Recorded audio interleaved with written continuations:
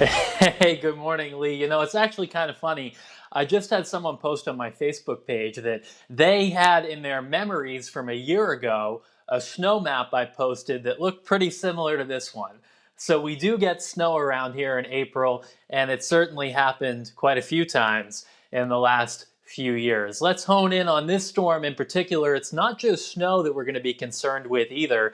Everything starts out fine tomorrow morning, but we're going to be watching what's called a secondary low develop in the Gulf of Maine tomorrow afternoon and tomorrow night. This thing is pretty weak at first, but it's going to be strengthening really fast as it moves into the Gulf of Maine and moves south of Portland tomorrow night. And that's going to do two things. One, it means the wind will be pretty gusty along the coastline. Could have some gusts up over 40 miles per hour out of the east and southeast on the east side of the storm. That'll also pile up some water along the coast too, and the highest tides of the month are happening tomorrow night. So coastal flooding a real concern along the coast. Inland, that wraps in cold air, and that means rain will change over to wet, heavy snow across the interior. So for coastal and southern Maine, there may be some wet snow that mixes in, but I'm real concerned about the coastal flooding that happens around midnight tomorrow night.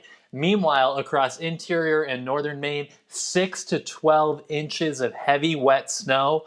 Power outages likely as that snow will weigh down the tree limbs, weigh down the power lines. There could be thousands of outages in spots Friday morning. So that's something that the utility crews may have to deal with, and you may have to contend with Friday morning as well. Todd will have the more specific timeline coming up in just a few minutes. I'm meteorologist Ryan Breton.